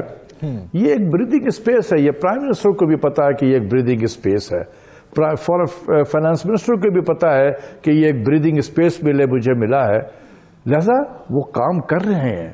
और जाहिर सी बात है वो पॉलिसीज़ ले रहे हैं। पॉलिसीज़ आज लिए कल तो रिजल्ट नहीं आना शुरू हो जाता है, तो पॉलिसीज़ लिए जा रहे हैं। एक्सपोर्ट्स को बढ़ाने के लिए पॉलिसीज़ की गई है, रेमिटेंस को बढ़ाने के लिए इकदाम किए गए हैं। आपने देखा कि पाकिस्तान बनाओ जो सर्टिफिकेट है नॉन रेजिडेंट पाकिस्तानी बॉन्ड, उसका भी इजरा किया गया है। कुछ यूरो बॉन्ड भी फ्लोट करेंगे, सुकूक भी फ्लोट करेंगे, कुछ इकदाम भी करते रहेंगे मुल्क में अपने इंपोर्ट को कम करने के हवाले से। तो इकदाम तो हो रहे हैं और अपने टैक्सों के निज़ाम को बेहतर करने के लिए कार्रवाई करनी पड़ेगी। जो किया जा रहा है और भी करेंगे, अभी तो शुरुआत हुई है। तो ऐसी बात नहीं है कि दोस्तों ने पैसे दे दिए तो सब बस हाथ पे हाथ बांध कर सब बैठे हुए हैं। काम हो रहा है, इसके रिजल्ट भी आएंगे। हाँ, ये एक ब्रीदिंग स्पेस था, एक टर्बुलेंट पीरियड था, क्योंकि इतने कर्जों के अंबार हम पे छोड़ के गए हैं बाकी लोग पिछले वाले, तो उससे निपटने के लिए भी उन कर्जों की अदायगी का वक्त आ रहा है। उन्होंने जो कर्जे लिए थे वो तो ये समझ के लिया था कि पता नहीं हमने वापस करना या नहीं करना है, तो वो तो कर्ज लेते चले गए। अब दूसरे लोगों को वापस करने का वक्त आ गया है, वो वापस कर रहे हैं, तो उनके लिए उनके पास पैसे नहीं है। ऐसा ये जो टेम्पररी जो भी डिफिकल्ट माहौल से अभी गुजरे हैं 6 महीने, तो उसके लिए दोस्तों के पैसे बहुत काम आए। अभी पाइपलाइन में भी बहुत सारे पैसे हैं। सही। तो लेकिन इसका यह हरगिज़ मतलब नहीं है कि हमने कोई अपने मुल्क में रिफॉर्म्स नहीं करना है। इसकी कोई अल्टरनेटिव नहीं है। Reform is your life. दुनिया बदल रही है, हालात हर लम्हे चेंज होते हैं, हमें हर लम्हे अपने आप को चेंज करते रहना चाहिए। इसी चेंज का नाम है रिफॉर्म्स। तो ये भी करना है, पॉलिसीज को भी ठीक रखना है। हुकूमत कर रही है और भी बेहतर, अभी तो शुरुआत है और भी करेगी। तो इसलिए इशफाक साहब आप ठीक कह रहे हैं, इन रिफॉर्म्स तो है ही, लेकिन फिर मैं वही पूछना चाहूंगा आईएमएफ के पास जाने की जहां तक बात है। आप ये कह रहे हैं अभी फिलहाल हमें जरूरत नहीं है आईएमएफ के पास जाने की। वजीर खारजा शाह महमूद कुरैशी साहब ये कहते हैं कि हम जाना चाहते हैं लेकिन आसान शराइत में जाना चाहते हैं। दूसरी जानिब असद उमर साहब ये कहते हैं कि महंगाई की शरह बढ़ी है, रुपए की कदर भी कम हुई है, अगर जाना था तो पहले चले जाते, अगर अब भी जरूरत है तो फिर किन शराइत पर पाकिस्तान बात करेगा? दो व्यू है। मेरा व्यू है कि नहीं जाना चाहिए था। बहुत सारे लोगों का व्यू है कि आते ही चले जाना चाहिए था। तो प्राइम मिनिस्टर इस बीच में फंस गए कि जाऊं या ना जाऊं। जिन्होंने कहा कि अगर जाएंगे तो आपको बहुत नुकसान होगा, उनके भी बातों में काफ़ी वजन था। जिन्होंने कहा कि नहीं जाएंगे तो बहुत नुकसान होगा, उनके बातों में भी वजन था। तो प्राइम मिनिस्टर अभी इसी 6 महीने उन्होंने तकरीबन लगाए हैं इसी सोच में कि करना क्या है, इसलिए ये डिले हुआ है। इस डिले की वजह से नुकसान नहीं हुआ है, बल्कि मुल्क में एक स्टेबिलिटी आई है, जिसकी वजह से आप देख रहे हैं कि दुनिया जहां के फॉरेन इन्वेस्टर इस वक्त लाइन लगाए हुए हैं पाकिस्तान में। आप अभी रोज़ाना अखबार पढ़ रहे होंगे, रूस के जो है इन्वेस्टर वो यहाँ पर आए, उन्होंने बहुत सारे एग्रीमेंट साइन किए हैं। कोरियंस हैं, जापानीज हैं, जर्मन्स हैं, टर्की हैं, तुर्की के हैं, मलेशिया के हैं, सऊदी अरब के हैं, यूएई से हैं। तो हर तरफ से बिल्कुल आप दुरुस्त कह रहे हैं कि दोस्त मुमालिक जो मदद कर रहे हैं हमें उनसे मुस्तफीद होना चाहिए, और आपकी राय ये है कि आईएमएफ के पास नहीं जाना चाहिए। बहरहाल इस वक्त गवर्नमेंट काम कर रही है। बहुत शुक्रिया डॉक्टर इशफाक हसन, आपने हमें वक्त दिया। तो जमील, इसके बाद हम आज की जो किस पर्सनैलिटी को याद कर रहे हैं, ये भी हम अपने शो में रखेंगे। ये भी हम अपने शो में इसको भी ऐड करेंगे हर दिन की मुनासबत से। तो आज हम याद कर रहे हैं पाकिस्तान टेलीविजन के अनमोल फनकार को। जी हाँ, वो हैं काजी वाजिद साहब मरहूम। इसमें कोई शक नहीं कि उन्होंने एक नस्ल को मुतासिर किया। वो नए फनकारों के लिए भी एक एकेडमी की हैसियत रखते थे, रेडियो और टीवी से मुंसलिक रहे। मारूफ फनकार काजी वाजिद की पहली बरसी आज मनाई जा रही है। जिस तरह से आपने जिक्र किया रेडियो और टेलीविज़न की यादगार एक पर्सनैलिटी, उनका किरदार, बहुत से ऐसे अनमोल उनके ड्रामे जो हमेशा याद रहेंगे। और 10 वर्ष की उम्र में काजी वाजिद जिन्होंने अपनी करियर का आगाज़ किया, और फिर जब वो पहली मरतबा रेडियो पाकिस्तान पर बच्चों का प्रोग्राम उन्होंने किया, और उसके बाद उन्होंने अदाकारी के जौहर दिखाए और आते ही वो रेडियो पे उन्होंने नौनिहाल, मुझे याद आ रहा है जो उनकी एक हिस्ट्री बताती है, नौनिहाल में उन्होंने सदाकारी के अपने जौहर दिखाए, क्योंकि रेडियो से वो काफी अरसे तक मुंसलिक रहे, तकरीबन 25 बरस तक। बिल्कुल। और फिर उन्होंने 69 में पाकिस्तान टेलीविजन को ज्वाइन किया था, जिसमें उन्होंने खुदा की बस्ती जो है ड्रामा, वो पहला ड्रामा था इनका जहां से इन्होंने अपने फनी करियर का आगाज़ किया था। वैसे तो काजी वाजिद ने टेलीविज़न पर अनगिनत किरदार अदा किए हैं, जिसमें कुछ नाम मैं ज़रूर लेना चाहूँगा दुआ। वो है धूप किनारे, अनकही, तन्हाइयाँ, हवा की बेटी, खुदा की बस्ती, चांद ग्रहण, पल दो पल, तालीम बालिगा और अनारकली। और धूप किनारे में यादगार कारकर्दगी पर उन्हें हमेशा याद रखा जाएगा। और ये भी हमें याद रखना चाहिए कि उनको तमगा हुस्ने कारकर्दगी भी मिला था। और इतने अजीम अदाकार, रेडियो पाकिस्तान और पाकिस्तान टेलीविजन की जान काजी वाजिद 11 फरवरी 2018 को हमसे जुदा हुए, दिल का दौरा पड़ा और कराची में इंतकाल कर गए। फ़न के लिए उनकी गैर मामूली खिदमात पर हुकूमत पाकिस्तान ने, जिस तरह जमील ने भी जिक्र किया, 14 अगस्त 1988 को सदारती तमगाए बराए हुस्न कारकर्दगी से भी उन्हें नवाजा। और ये आज हम में मौजूद नहीं है। उनके जो लवाहिकीन इस वक्त यकीनन सुबह सवेरे पाकिस्तान देख रहे होंगे, तो उनके लिए यही है कि हर दिन उनके लिए मुश्किल होता होगा उनके बगैर गुजारना, लेकिन जाहिर है वो एक ऐसे अनमोल अदाकार थे हमारे साथ, और उनका फ़न हमेशा, उनका काम जिंदा रहेगा। बिल्कुल, एक साल उनको हो गए। ओह यस, बिल्कुल ब्रेक की तरफ जाना याद दिला रही हूं। बिल्कुल बिल्कुल, हम काजी वाजिद साहब के काम में और उनको याद करने में इतना गुम हो गए, क्योंकि मैं ये जब नाम लिया मैंने ड्रामास के, तो हमें भी याद आ गया ना कि हमने इन ड्रामास में से कौन से ड्रामास को देखा। तो अभी लेते हैं एक ब्रेक के बाद वापस आएंगे तो हम जाएंगे अपने लाउंज में, क्योंकि हमारे साथ होंगे दो ऐसे गेस्ट। एक को आप सुनना पसंद करेंगे और दूसरे को कैसे देखना पसंद करेंगे?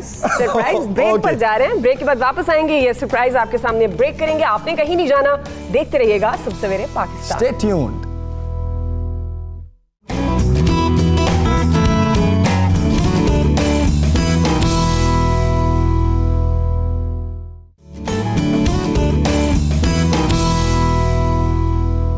शामदेद कहते हैं आपको। अब अच्छा, मैं ये सोच रहा था कि इंट्रोडक्शन करवाऊं या फिर सीधी आवाज़ पे जाएं? आवाज़ पे जाएं, आवाज़ पे।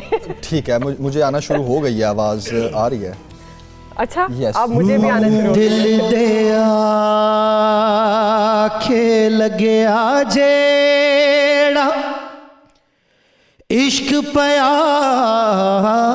पीता, होर सबक ना पढ़या कोई,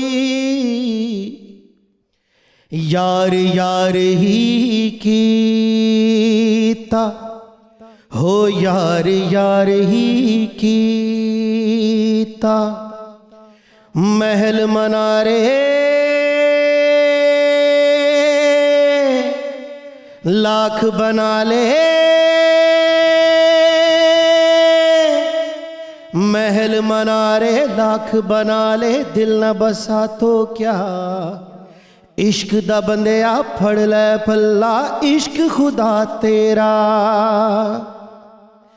पैवाने वफा दस्तारे अना, पैमाने वफा दस्तारे अना, सब कुछ है यही रह जाना, जिंद बना दे दीद करा दे, यार मिला साइया, रांझण मेरा माही मेरा, ढोल मिला साइया।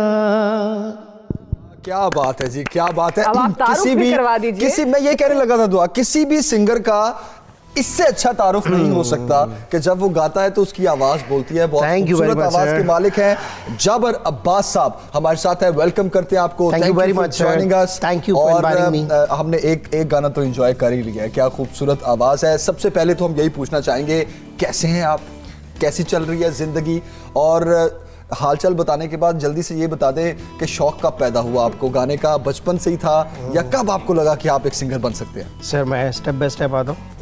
मैं बिल्कुल ठीक हूँ और उम्मीद करता हूँ आप भी ठीक होंगे, और मुझे बहुत अच्छा लग रहा है कि आप ये शो वाइफ और हस्बैंड इकट्ठे शो करते हैं। Thank you. एंड मुझे बहुत अच्छा लगता है कि जब इतनी म्यूचुअल अंडरस्टैंडिंग हो और एक दूसरे को सपोर्ट कर रहा हो बंदा।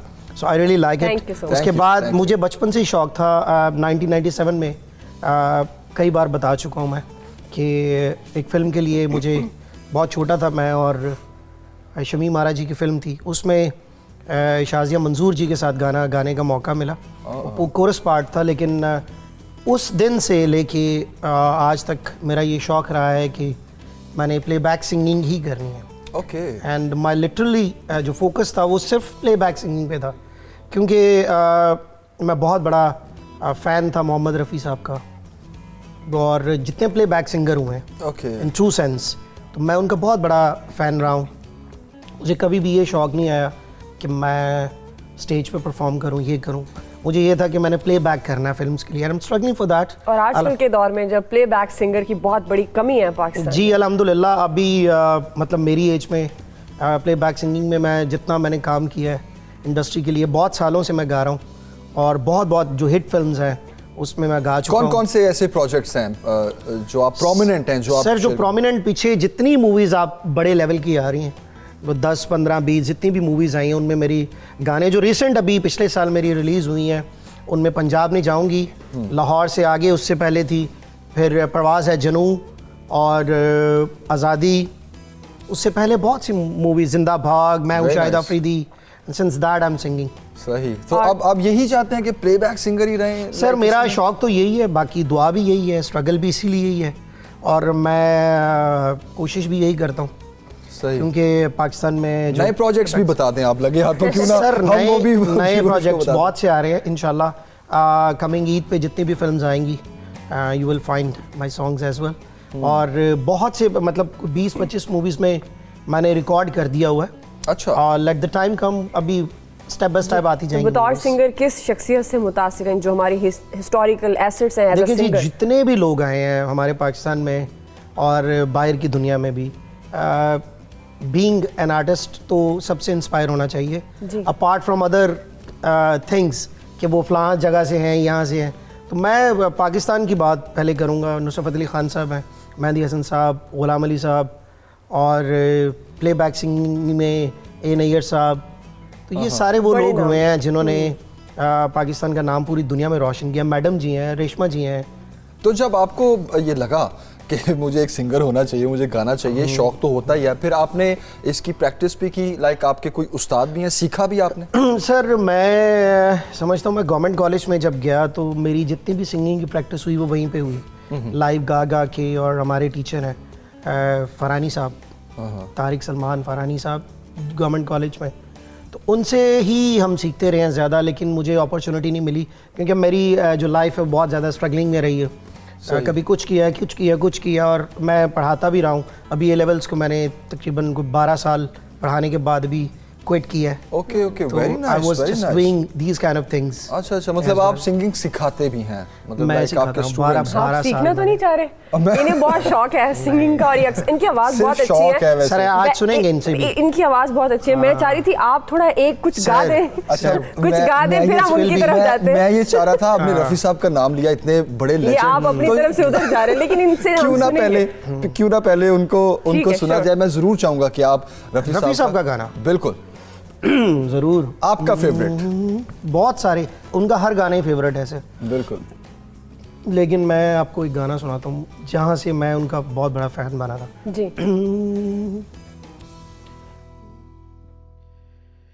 हो चाहूँगा मैं तुझे सांझ सवेरे, फिर भी कभी अब नाम को तेरे आज़-बाज़ मैं ना दूंगा, आवाज़ मैं ना दूंगा। चाहूँगा मैं तुझे सांझ सवेरे, देख मुझे सब है पता, सुनता है तू दिल की सदा, देख मुझे सब है पता, सुनता है तू मन की सदा। हो मितवा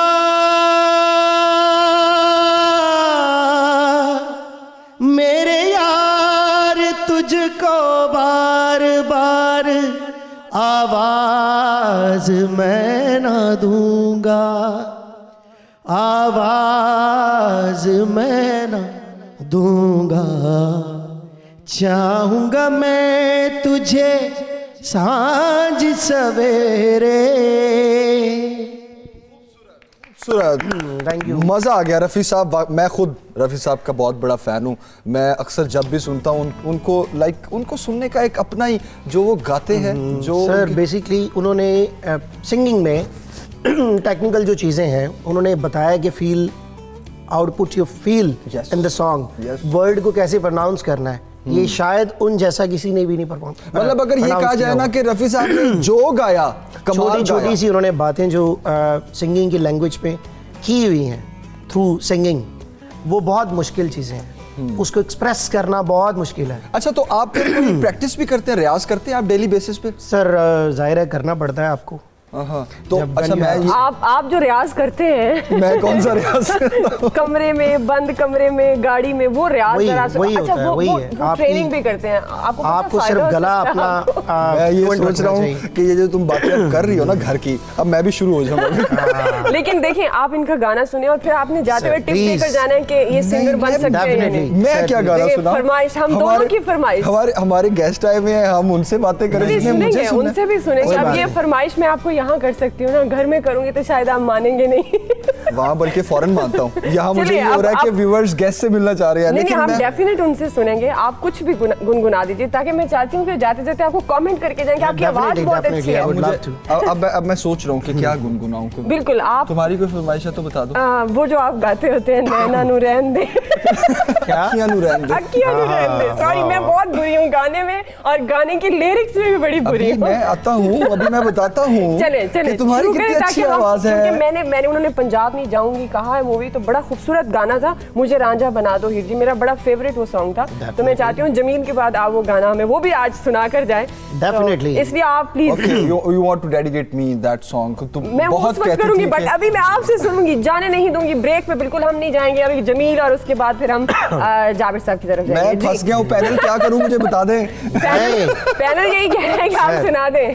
अब गेस्ट की फरमाइश भी पूरी करें ओके, ना। थोड़ा सा इतने बड़े सिंगर हमारे साथ बोल रहे हैं। सिंगर ओके, मेरी आपको असेसमेंट भी हो जाएगी। राइट, हाँ बिल्कुल, हाँ, ये भी सही, ये भी exactly। सही।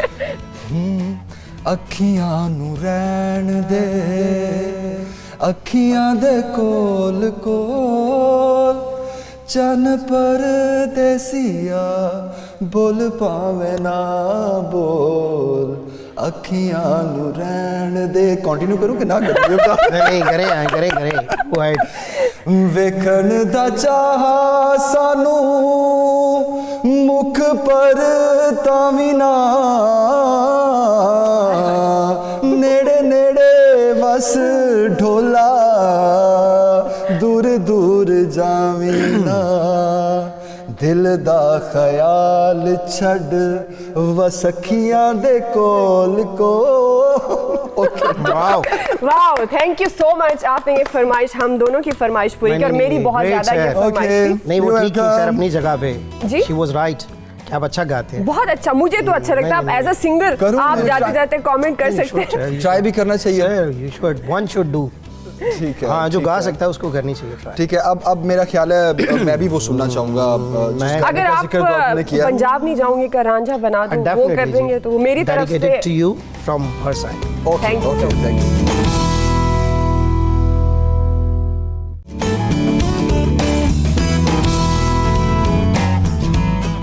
तू जाने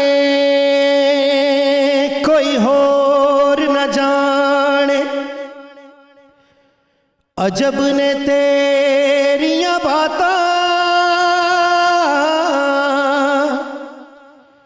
यार नहीं ते मैं की जाना, ईदां ते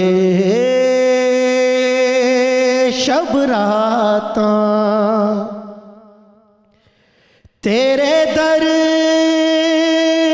ते सजदे सजावा, जे तू यार मिलावे, जे तू यार मिलावे, बनने चला था रांझा हस्ती भी दी गवाह, खुद ही बना लुटेरा और मैं लुटा, मेरी राह बनी है रेगजार में दर्द का बंजारा, मैं अश्क अश्क डूबा हूँ यार तेरी याद ने है मारा, ना समझी का है रोग लगा कुछ तो समझा दो हीर जी, मुझे रांझा बना दो हीर जी, मुझे रांझा बना दो, मुझे रांझा बना दो हीर जी, मुझे रांझा बना दो, कोई दर्स पढ़ा दो हीर जी, कोई रमज सिखा दो हीर जी, मुझे रांझा बना दो हीर जी, मुझे रांझा बना दो। Very nice very nice. अच्छा क्यों ना जो ये रियाज करते हैं जरा वो भी सुन ले। मैंने सुना है कि कुछ कोई सुरताल होते हैं, कोई क्या? नहीं, ये टेक्निकली बेसिकली आपको अपने नोट्स की प्रैक्टिस करनी होती है। राग होते हैं उसमें? राग भी होते हैं, लेकिन आपको सस्टेन नोट्स की भी प्रैक्टिस करनी होती है अपने रेंज को देखते हुए, कौन सा बेस तक कौन सा आ रहा है और हाई तक वैसे कौन जो सा बहुत बेसिक होता है उन सिंगर्स के लिए, जो नए नए सिंगर्स बन रहे होते हैं, उनके लिए क्या चीज़ इम्पोर्टेंट? सर बेसिकली तो आपका जो गला है वो बहुत पक्का होना चाहिए, और वो आप कांस्टेंट नोट्स पे प्रैक्टिस करने से ही होता है, ताकि आप ज़्यादा से ज़्यादा सांस लंबा हो, एक सांस में आप ज़्यादा से ज़्यादा वर्ड्स बोल सकें और ज़्यादा देर परफॉर्मेंस के लिए आपका गला तैयार हो जाए। सो ये प्रैक्टिस। अच्छा, बहुत से सिंगर्स ऐसे भी होते हैं कि उनको बहुत अच्छा गाना भी आता है, लेकिन ना वो अकेले में गाएं तो वो गा लेते हैं, लेकिन वो जब किसी के सामने गाए ना तो वो कंफ्यूज हो जाते हैं या फिर उनसे बोला नहीं जाता। तो ऐसे सिंगर्स क्या करें? I am talking about my wife actually. नहीं, बस इनका ये डर उतारा जाए बस। हाँ जी, कॉन्फिडेंस। देखिए जी, अगर आपको कॉन्फिडेंस है अपने काम पे तो यू विल डेफिनेटली स्पीक। हाँ, कॉन्फिडेंस बहुत मैटर करता है। कॉन्फिडेंस है सारा कुछ। चलें फिर। बहुत बहुत अच्छे सिंगर्स हैं, बहुत बहुत अच्छे गाने वाले जो प्रोफेशनल सिंगर से बहुत अच्छे हैं, लेकिन वो स्टेज पे आके घबरा जाते हैं, तो वो इसी वजह से आगे नहीं आ रहे। तो कॉन्फिडेंस मैटर। तो माशाल्लाह आप 20 साल से अपने प्रोफेशन में हैं, बड़े बड़े प्रोजेक्ट्स आपने किए हैं, जाहिर है आगे भी पाइपलाइन में होंगे। तो आपकी ज़िंदगी का एम क्या है? खुद को किस पीक पर देखते हैं एज अ सिंगर? देखिए जी, हर बंदे की कोशिश होती है कि वो मैक्सिमम जहाँ भी जा सके, और मेरी भी यही कोशिश है। बाकी मैं कोशिश कर रहा हूँ, ये अल्लाह के काम है, अल्लाह ताला की ज़ात जहाँ लेके जाए अल्हम्दुलिल्लाह। सही। आई एम वेरी होपफुल कि जितना मैं जहाँ तक पहुँचा हूँ, जो मेरा एम था मैं अचीव कर रहा हूँ आहिस्ता से। चैलेंजेस किस किस्म के फेस किया आपने अपने? सर हर फील्ड में चैलेंजेस बहुत होते हैं, और इस फील्ड में तो कुछ ज़्यादा हैं, क्योंकि मेल सिंगर्स के लिए यहाँ पे गाने बहुत कम बनते हैं फिल्म्स में। अब तो पिछले कुछ 5, 7, 8 साल से गाने बनने शुरू हुए हैं। उससे पहले जो चैलेंजेस थे वो ये थे कि आप जो पंजाबी मूवीज़ बनती थी उनमें मेल सिंगर ही नहीं थे जी। तो जितने भी गाने आ रहे हैं वो फीमेल सिंगर्स के हैं। तो इस तरह की बहुत सारी आपको चीज़ें फेस करना पड़ती हैं। फिर as compared to females, male singers बहुत ज़्यादा हैं, और हाँ, और उनका गैप है, मतलब कोई अच्छी फीमेल सिंगर आती हैं जी, और तो वो उनके लिए बहुत ज़्यादा गैप है अभी भी। बहुत से जो अच्छी आएगी वो उस क्लिक हो जाएगी, ये तो है। लेकिन बहुत से ऐसे सिंगर्स भी हैं जिनको इंडिया जाकर भी गाने का मौका मिला, तो हम ये भी पूछना चाहेंगे आपको कभी? मैंने एक गाना गाया था, लेकिन फॉर्चुनेटली और अनफॉर्चुनेटली वो सिलेक्ट भी हो गया था गाना, लेकिन हालात की वजह से वो अभी फिल्म में नहीं आया था, अप्रैल में आना था। Okay. तो आइंदा ऐसी ऑफर होगी तो डेफिनेटली जी। मैं देखें, मैंने पहले बताया कि आप जब आपके एम्स होते हैं तो ये इट डजंट मीन दैट कि आप वहाँ पे जाके काम कर रहे हैं तो आपकी आप पैट्रियोटिज्म जो आपका कम हो जाएगा। वी आर जस्ट वर्किंग, और हमें ये प्राउड फील करना चाहिए कि जो भी हो जाए, हमारे पाकिस्तानी जो सिंगर्स वहाँ पे काम कर रहे हैं वो उन्होंने ऐसी अपनी जगह बनाई है कि वो कट नहीं हो सकती। यस, बिल्कुल। They have their own identity there. बिल्कुल। सो जो इज्जत इनको मिल रही है वहाँ पे जी, तो हमें बहुत खुश होना चाहिए कि उनके घर में जाके उस लेवल का काम करें। जब आपने गाना स्टार्ट किया, मेरे 2 सवाल होंगे। एक ही सवाल में, गाना स्टार्ट किया तो किसी ने आपको कहा कि आपकी आवाज़ इससे मिलती है, और आपने फिर उनको सुन के रियाज करके उनकी तरह गाना शुरू किया? बेसिकली मैं सोनू निगम का बहुत बड़ा फ़ैन था। और मैंने सोनू निगम की बातें सुन के रफ़ी साहब का फ़ैन बना था। कि वो उनको सब कुछ मानते हैं, एडमायर करते हैं, बहुत हक भी यही है।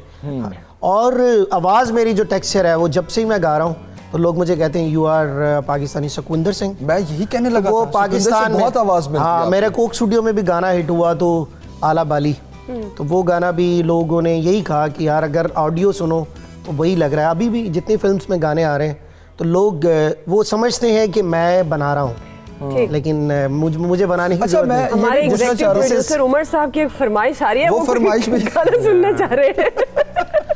जी श्योर। लाई भी ना गई ते निभाई भी ना। हाँ, ये गाना मुझे समझ इसी नहीं गाने ने तो मुझ पे ये टाइटल लगवाया था। I was in graduation in 2004, तो तब ये फिल्म आई थी नई, मैं गाया करता हो था। जाए फिर। हो सच्चा रब राखा मुंह मोड़ जान वालिए, दिल लेके मेरा दिल तोड़ जान वालिए, तोड़ जान वालिए। दिल टूट के दिल टूट के दिल टूट के दिल टूट के न जुड़े दोबारा, तेरी मेरी आँख टूट गई सोनिए, हो जिवें टुटिया अंबरदों तारा, लाई भी ना गई ते निभाई भी ना गई, लाई भी ना गई ते निभाई भी ना गई, मेने मारदा जहान मैनू सारा, तेरी मेरी आँख टूट गई सोनिए, हो जिवें टुटिया अंबरदों तारा। शानदार, बहुत बहुत आपकी आवाज़ माशाल्लाह।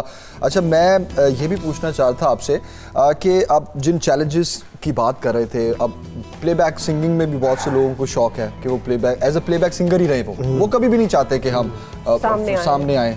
तो उनके लिए कोई आप पैगाम देना चाहें? सर, प्लेबैक डोंट वरी, कोई घबराने की नहीं, प्लेबैक सिंगिंग बेसिकली सबसे मुश्किल काम है, और प्लेबैक सिंगिंग में जो सबसे इंपॉर्टेंट चीज़ चाहिए होती है ना, वो आपका टेक्सचर होता है। रिकॉर्डिंग आजकल इतना आसान हो गया है कि आप कुछ भी कर सकते हैं, आप ट्यूनर लगा के अपनी वोकल को ट्रीट कर सकते हैं। द थिंग इज दैट आपका वोकल टेक्सचर जो है वो डिफरेंट हो, और ये इसका ये मतलब नहीं है प्लेबैक सिंगर जो सिर्फ बैक पे ही होते हैं। उन्होंने फिल्म्स के लिए गाना है, डेफिनेटली प्रमोशंस के लिए तो उनको स्क्रीन पे आना ही पड़ेगा। So these are the things। बिल्कुल सही, बहुत शुक्रिया आपका। थैंक यू वेरी मच साहब, इंशाल्लाह जरूर आपको दोबारा भी इनवाइट करेंगे। बहुत मजा आया आपकी आवाज़ सुन के, और बहुत से लोगों को, ऐसे सिंगर्स जो कि सिंगर बनना चाहते हैं, उनके लिए आपने पैगाम भी दिए। बहुत शुक्रिया। अभी एक ब्रेक लेते हैं, ब्रेक के बाद वापस आते हैं। एक और बहुत अच्छे मेहमान जिनका नाम आपको नहीं बताएंगे, लेकिन ये जरूर बताएंगे कि वो करते हैं क्या। एक ब्रेक लेते हैं, ब्रेक के बाद वापस और आप देखते रहिएगा सब सवेरे पाकिस्तान।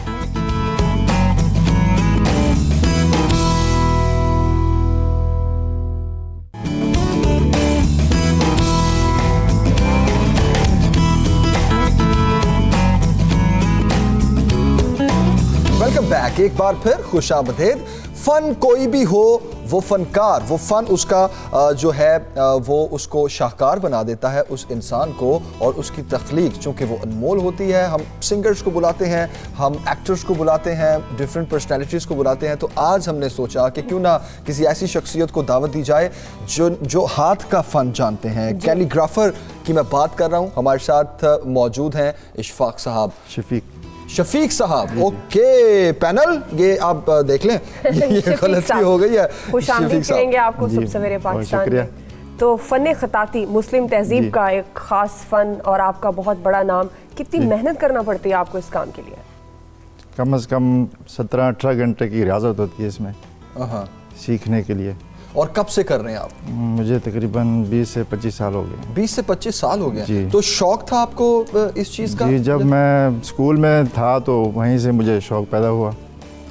तो स्कूल में मैट्रिक करने के बाद मैंने इस शौक को आगे सीखना शुरू किया। सही। तो अभी तक सीख ही रहे हैं। अच्छा, जो आपने बनाया वो तो हम दिखा ही रहे हैं अपनी जी। स्क्रीन पे कि आपने ये माशाल्लाह इतने फन पारे हैं आपके, बहुत अच्छा आपने इसमें काम किया हुआ है, लेकिन हम ये चाहते हैं कि आपको लोग करता हुआ भी देखें। जी, तो जी। कुछ आप जो है हमारे व्यूवर्स के लिए कुछ बनाएं ताकि हाँ, मैं एक छोटी सी कुरान पाक की आयत है जो इल्म के हवाले से है बिल्कुल श्योर। कि या अल्लाह मेरे इल्म में इजाफा होना, वो मैं लिखूंगा इंशाल्लाह। आप लिखें। हाँ, फिर आप लिखते जाएंगे, आपसे और भी सवाल पूछते जाएंगे। ठीक है। तो जब आप लिख रहे होंगे हम आपसे सवाल कर सकते हैं? जी हम जी disturb तो बिल्कुल नहीं होंगे? करें, बिल्कुल कर सकते हैं। जी। मेरा असल में काम है ऐसा कि इस्लामी कैलीग्राफी है, मेरा मस्जिदों के हवाले से काम है। अच्छा, सही। मस्जिदों में मैं माशाल्लाह। बहुत ज़्यादा काम किया अच्छा, है माशाल्लाह। अल्हम्दुलिल्लाह। सुखचैन गार्डन में एक मस्जिद बनी है, उसमें जितनी भी कैलीग्राफी हुई है सारे मेरे हाथ की हुई है। जी। अंदरून शहर में सही मस्जिद है, वो माशाल्लाह। अपना वहाँ पे चले मेरा आप काम कुछ किया। थोड़ा सा फिर बनाएं ताकि जी, मैं हम अभी- भी देखें, व्यूवर्स भी देखें। जी, मैं करता और हूँ। दुआ मैं सोच रहा हूँ क्यों ना जब हम अभी ब्रेक लेंगे तो उसमें इनसे ये भी फरमाइश करें कि सुबह सवेरे पाकिस्तान के लिए भी बिल्कुल, कुछ। और हम इनको यहाँ कहीं ऐड भी कर सकते हैं बिल्कुल, अपने सेट बिल्कुल, मैं पे। भी और ये ये सोच देखिए सूरह इखलास है और बड़ी खूबसूरत उन्होंने बहुत ये खूबसूरत, फन हाँ। खताती की है। सूरह इखलास, हाँ जी, सूरह जी इखलास। जी, ये सूरह बिल्कुल। इखलास है मेरे पास। और देखिए जमील, इतना खूबसूरत फन और इसकी जो एक बिल्कुल, लिखने का, लाइक इसमें देखें जो लिखा है उसमें देखिए कितनी खूबसूरती, मतलब लाइक इसको यूं राउंड में लिखना। बिल्कुल। और ये fun। आपको पता है मुस्लिम तहजीब का एक, यानी ये हम ये कह सकते हैं ना कि मुस्लिम तहजीब की विरासत में जो चीज़ें आ रही हैं, हाँ। ये वो हैं। ये हम तो बल्कि- तारीफ कर ही रहे हैं, तो ये बल्कि दिखा देते हैं अपने दिखाते हुए नाज़रीन आपको को भी। ये देखें जी, ये बहुत ही खूबसूरत इन्होंने ये लिखा है। कुल हु अल्लाहु अहद, और ये पूरी उन्होंने इस पे सूरत तहरीर की है। हाँ। और ये फ़न बहुत कम लोगों में होता है, क्योंकि बहुत से ऐसे लोग जिनको फ़न खताती का शौक़ होता है। सादिकैन सबसे नंबर 1 पे आता है। जब भी पाकिस्तानी खताती की बात की जाती है तो सादिकैन का नाम सबसे पहले आता है, क्योंकि जिस तरह दुआ यू वर सेइंग कि ये है ही प्योरली हमारा फ़न ना ठीक है। तो ये सादकैन जो है ना, वो ट्रेडिशनल कैलीग्राफी में नहीं आते, वो मुसव्वराना खताती में आते हैं। ट्रेडिशनल कैलीग्राफी में हमारे बहुत, बिल्कुल बिल्कुल पाकिस्तान बिल्कुल में ऐसे। बहुत नाम है। बिल्कुल बिल्कुल ऐसी है, बिल्कुल। अच्छा, ये आप बताएं, ये आप लिखने के लिए कोई इसकी कुछ अलाइनमेंट या फिर इसमें आप क्या करते हैं? पहले लेड पेंसिल से लिखते हैं फिर करते हैं या बस हाँ जी, फिर डायरेक्ट? पहले लेड पेंसिल से उसकी स्केच बनाते हैं, स्केच बनाने के बाद फिर हम उसको लिखना शुरू करते हैं। लिखें ज़रा, हम चाहते हैं, क्योंकि आपका ये मैंने इस पे कोई स्केच नहीं बनाया, मैं बिल्कुल फ्री हैंड डायरेक्ट लिख रहे हैं आप? डायरेक्ट लिख रहा हूँ। और आपका तो काम इतना ज़्यादा है, एक्सपीरियंस असल ज़्यादा में है। एक्सपीरियंस होने की वजह से बंदा फ्री हैंड उसको कर सकता है। बिल्कुल। और ये एक बड़ा फन, लिखें आप, हम देखते हैं इसको, बड़ा क्योंकि talent मुझे है। ये पेन बहुत इंटरेस्टिंग लग रहा है मुझे। बिल्कुल, यही बाद में हम ट्राई भी करेंगे। और लेकिन जमील, एक बात है कि ये जो इस तरह का टैलेंट होता है, जाहिर है गॉड गिफ्टेड चीज़ें होती हैं, हम उनको इन्हांस करते हैं डे बाय डे। लेकिन ये काम आप तभी कर सकते हैं मेरे ख्याल में जब आप इंटरनली इंजॉय करते हैं उस काम को स्पेसिफिकली, तभी आप ये लिख सकते हैं। अच्छा, मुझे मैं वैसे पूछना चाह रहा था कि बचपन की वो टाइम याद है जब राइटिंग ठीक करने के आप लिखा करते थे? अच्छा, नहीं आप सुना, आप तो नहीं लिखा नहीं, मैं भी लिखा करती थी ऐसी बचपन बातें। और में- मेरी राइटिंग बहुत ही गंदी होती थी, सॉरी टू से।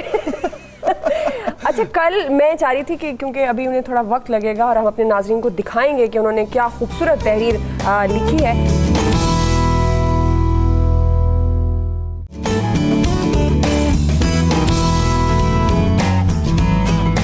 कोई टैलेंट तलाश करने जा रहा हूँ, तो आपने मुझे आकर बताया नहीं है। अभी मुझे बताएंगे आप क्या यार, टैलेंट कह तलाश देती करके? कि बताया था, ये मतलब क्या लाइक वो बताया लोग था? क्या सोचेंगे बताया मैं नहीं? गया था, अच्छा नहीं, वापस आया, झूठ मैंने नहीं कुछ बोलना। बताया ही नहीं। झूठ नहीं बोलना। मैंने बताया तो था कि वो टैलेंट मुझे मिला और मैं इतना अभी आप इतना मुझे भी बता excited- रहे हैं और लोगों को भी।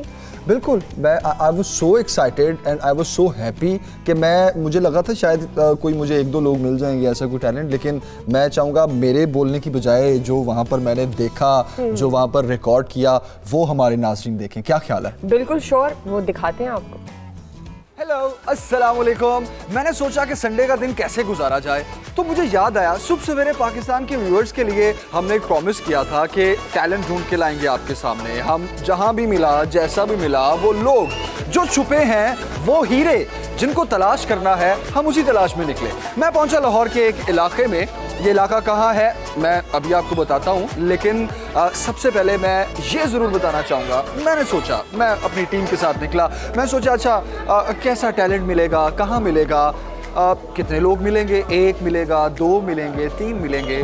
तो आप यकीन कीजिए मैं इतना हैरान हुआ कि तलाश मेरी इतनी मुश्किल लग रही थी, लेकिन पाकिस्तान में इतना टैलेंट है मैं सोच भी नहीं सकता था। 1, 2, 3, 4 नहीं, पूरे 7 लोग मिले हैं मुझे, 7 ऐसे स्टूडेंट्स मिले हैं मुझे जिन्होंने इतना खूबसूरत काम किया है। ये इतने प्यारे आर्टिस्ट हैं और इतनी दिल लगी से काम करते हैं कि जब मैं इस जगह, इस मोहल्ले में एंटर हुआ तो मैं परेशान हो गया। मैंने कहा पता नहीं शायद मैं पाकिस्तान में हूँ या नहीं। तो टाइम ज़ाया किए बगैर इन लोगों से आपको मिलवाता हूँ पहले, फिर आपको बताता हूँ, रिवील करते हैं ये क्यूरियोसिटी कि यहाँ क्या बनाया इन्होंने, क्या किया है। तो सबसे पहले इनसे बात करते हैं। मुख्तलिफ कॉलेज यूनिवर्सिटीज़ के, मुख्तलिफ इंस्टीट्यूट्स के ये बच्चे हैं। ये सब दोस्त नहीं हैं, किसी एक क्लास के क्लास फेलोज़ नहीं हैं, किसी एक यूनिवर्सिटी के फ्रेंड्स नहीं हैं। मुख्तलिफ इलाकों से, मुख्तलिफ यूनिवर्सिटी के डिफरेंट डिपार्टमेंट्स के ये स्टूडेंट हैं, लेकिन उन्होंने काम एक किया। वो काम एक ये किया है कि उन्होंने ये पूरा मोहल्ला सजा दिया। मैं अंदरून लाहौर भाटी गेट में मौजूद हूँ, मेरे से रहा नहीं गया कि मैं आपको बताऊँ कि मैं कहाँ पर मौजूद हूँ। ये पूरा मोहल्ला इन्होंने इतना खूबसूरत सजाया है, इतनी खूबसूरत पेंटिंग्स की हैं इन्होंने, इतना प्यारा इन्होंने इंटीरियर डिज़ाइन किया है, लाइट्स की हैं। अब मैं इनसे ही पूछता हूँ, मैं तो देख के इतना एक्साइटेड हुआ हूँ। इनसे पूछते हैं कि इन्होंने क्या क्या बनाया, कैसे बनाया, कहाँ बनाया, सबसे अच्छा पार्ट क्या था। ओके, आपसे स्टार्ट करते हैं। आप मुझे ये बताएं कि आपने कितना एरिया है ये जिसको ये सारा कवर? बेसिकली ये पीछे हवेली और फिर इसकी पूरी स्ट्रीट और फिर बाहर जो बाज़ार है वो सारा हम लोगों ने कवर किया था। पहले हम लोगों ने सारे इसकी प्लानिंग की कि क्या, किस तरह, कौन से कलर्स, कौन सी पेंटिंग्स, किस तरह का डेकोर, कहाँ पर कौन सा कलर स्कीम किया जाए जो कि ट्रेडिशनल भी लगे, जो बचन स्प्रिंग से भी रिलेटेड हो, जिसमें कलर्स हों, जिसमें हर चीज़ हो आपके पास, तो उसकी प्लानिंग वगैरह। और कितने दिन हो गए आपको ये काम करते हुए? हमें तकरीबन 1 हफ़्ता हो गया है। उससे पहले हम लोग यहाँ पर स्पेस को विज़िट कर रहे थे, उसको अंडरस्टैंड कर रहे थे, उसको समझने की कोशिश कर रहे थे कि हम किस तरह से यहाँ पर प्ले कर सकते हैं। ठीक है, अच्छा तो मुझे बताएं, आप सबने इकट्ठे काम शुरू किया? जी, सबने इकट्ठे काम शुरू किया, पूरी प्लानिंग के साथ किया? हाँ, पहले 2-3 दिन तो हमने इसको जो सा पहले देखा कि किस तरह से हम इसको कर सकते हैं। उसके बाद हमारा बेसिकली थीम ये था कि हम लोग पुरानी दीवारों को ही रीन्यू करें, मतलब उसके ऊपर अगर हम चाहते तो प्लास्टर की लेयर करके सीमेंट वगैरह लगा के हम इनको रीन्यू कर सकते थे। ठीक है। लेकिन हम चाह रहे थे कि इनकी ओल्ड लुक भी वैसे ही रहे और अंदर रंग वगैरह जब आ जाते हैं तो वो खुशी और उसको मॉडर्निज्म। ओके, ये सारी बातें मैं पूछूंगा आपसे। अभी मैं सिर्फ ये पूछना चाह रहा हूँ कि आप लोग जिस तरह बता रहे हैं 6-7 दिन हो चुके हैं आपको यहाँ पर, आपने क्या पेंटिंग्स की हैं, बेस भी बनाई है? जी, वो पहले हम सारा प्लान कर लेते हैं कि यहाँ पे क्या क्या होना है। ठीक है, पेंटिंग होनी है, डिज़ाइनिंग, डेकोरेट, वो सारा कंप्लीट करने के बाद हम उसको स्टार्ट करते थे काम। ठीक है, अच्छा आप सबसे ना बाकियों से मैं चलते चलते पूछता हूँ, मैं क्यूरियोसिटी इतनी बढ़ रही है, मैं देखना चाह रहा हूँ, अच्छा ये परिंदे किसने बनाए हैं, ये यहाँ पर बेल बूटे किसने बनाए? वो हाथी मुझे बड़ा पसंद आया है, वहाँ पर इतना बड़ा आप लोगों ने शाहकार बनाया हमारी सकाफत का। ठीक है, आप लोग आए मेरे साथ और मुझे बताएं कि आप लोगों ने क्या क्या बनाया। अच्छा, सबसे इंटरेस्टिंग जो मुझे लग रहा है वो ये ईंटें हैं जिसको प्लास्टर से भरा नहीं गया, सीमेंट नहीं किया गया, बल्कि जिस तरह जिस हालत में ये था उसको उसी तरह पेंट किया गया और कितना खूबसूरत लग रहा है। हमने पहले एक स्केच तैयार किया था, ठीक है, कलरफुल। उसके बाद हमने एक ईंट पे किया, फिर दूसरी पे, इसलिए हमने मिल के रही है जितनी भी ईंटें हैं खराब उनको कलरफुल करके बनाया। उसके बाद जितनी भी आगे खराब है उनको कंप्लीट करके हमने। अच्छा, आपने लाइक जैसे आप स्केच बनाते हैं, जी, तो उसमें कलर्स किए? उस पर कलर्स नहीं किया, इन्हीं के ऊपर हमने स्टार्ट किया। ओके, और ये जो आपने बेल बूटे बनाए हैं, इसको पहले पेंसिल से बनाया? पेंसिल से, पहले चौक से हमने इसको किया, उसके बाद हमने इसको पेंट। बड़े ह्यूज का दावर आपने ये पोर्ट्रेट्स बनाए हैं जिसमें 2 ढोल वाले हैं और बड़ा हमारा कल्चर भी इसमें नुमाया हो रहा है। ये वॉल किसने तैयार किया? आप में से आपने किया? ये वॉल मैंने तैयार की है। और कितना टाइम लगा इसको? इसको ऑलमोस्ट काफ़ी घंटे लगे, लेकिन एक ही दिन में हो गई थी। और इसमें ये हम लोगों ने ढोल इसलिए रखे हैं क्योंकि हम लोगों ने अपने पंजाब का जो कल्चर होता है उसको प्रमोट किया, और ढोल एक जश्न का वो होता है, लाइक मार्क होता है एक जश्न के लिए जब ढोल बजते हैं। और इवन हम लोगों ने पेंट्स ऐसे यूज़ किए हैं कि काफ़ी बीच में बारिश वगैरह का मौसम था, बारिश होने से इसको कुछ नहीं होगा। ओके, फिर भी ख़राब नहीं होंगे? फिर भी ख़राब। ओके, आगे चलते हैं। ये देखें, ये भी एक बड़ी ह्यूज वॉल है जिस पे एक खूबसूरत घोड़ा जो कि बहुत ज़्यादा सजा हुआ है। क्या शो कर रही है ये वॉल, क्या सोच के बनाया? ये असल में ये इसके ऊपर ये जो छोटी छोटी डिटेल्स आ रही हैं, ये कलर्स आ रहे हैं, ये एक हमारी मिनिएचर में ये आ जाता है सारा डिटेल।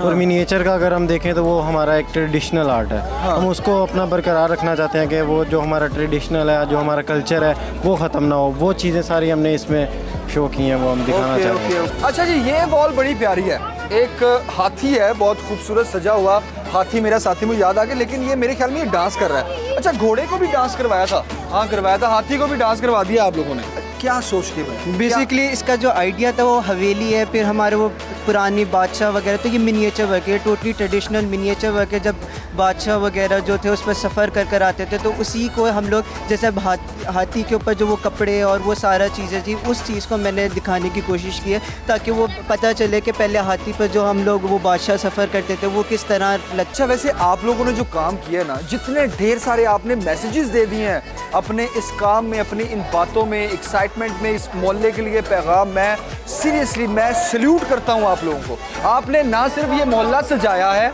बल्कि इस गली, इस मोहल्ले वालों के लिए एक अवेयरनेस भी है। आपने बताया वो कूड़ा फेंकते थे, जब हम आए थे उन्होंने देखा ये इतना प्यारा पेंट लग रहा है, उन्होंने कूड़ा फेंकना बंद कर दिया।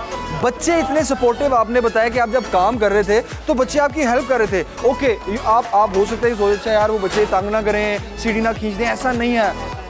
ये है हमारा प्यारा पाकिस्तान, मतलब लाइक सीरियसली मेरे पास वर्ड्स नहीं है। ये खूबसूरत मंजर तो मैं देख ही रहा हूँ, लेकिन मैं इन नौजवानों के इस काम को, इस सोच को सीरियसली सैल्यूट। कॉरिडोर आपने एक बहुत प्यारा खूबसूरत रंगों से सजा हुआ देखा है, ये लाइट्स का कमाल है।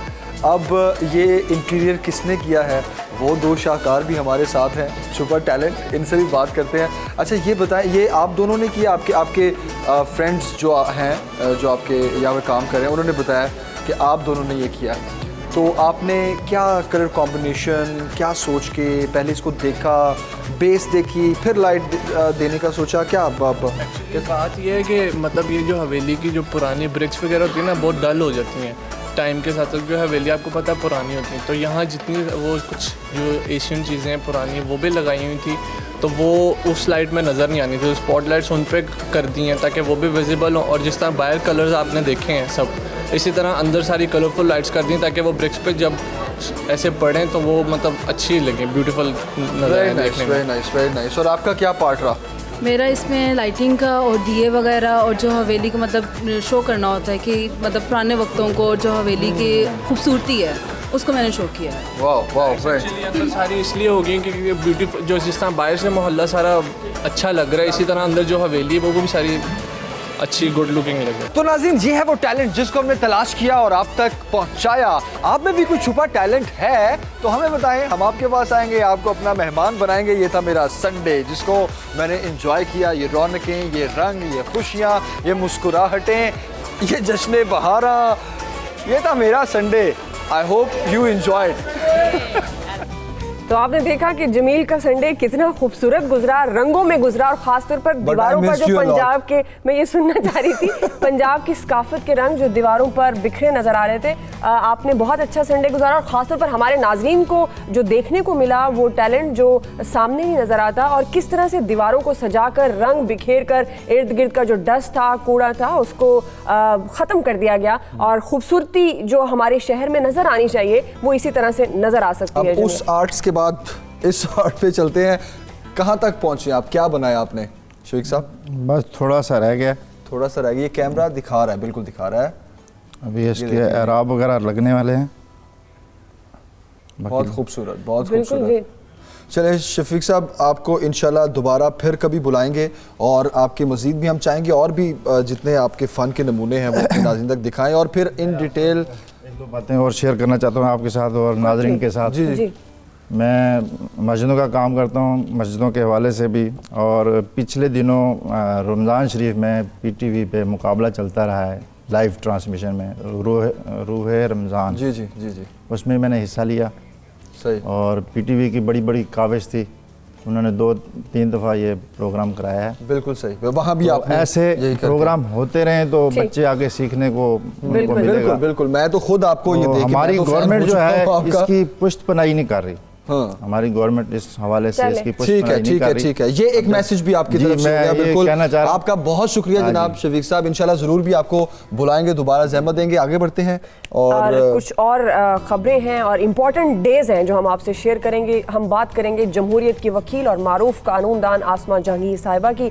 11 फरवरी को वो जहान फ़ानी से रुखसत हुई। 1 साल हो गया है उन्हें रुखसत हुए, लेकिन वो पाकिस्तान में इंसानी हुकूक की तंजीमों के बानियों में शुमार की जाती थी। बहुत से अवार्ड्स उन्होंने अपने नाम किए और उनका नाम जब कानून की किताब के मुताबिक लिया जाता है तो जमील वो एक बहुत बड़ा नाम थी। बिल्कुल, और जिस तरह आपने बताया अवार्ड्स भी उनके नाम रहे, हिलाल इम्तियाज से भी उनको नवाजा गया। इसके अलावा भी उन्हें कौमी और बैनुल अक़वामी सतह पर कई अवार्ड से नवाजा गया। 1980 की दहाई में आसमा जहांगीर ने बतौर वकील खिदमात अंजाम देना शुरू की थी और बाद जहाँ सुप्रीम कोर्ट से भी वो वाबस्ता हो गई। उन्होंने कैदोबंद की सोबतें भी बर्दाश्त की। आसमा जहांगीर साहिबा ने हर दौर में आमरीत का मुकाबला किया और वो जमहूरियत और जमहूरी रिवायात की बहुत बड़ी उनकी हिमायत भी करती थी।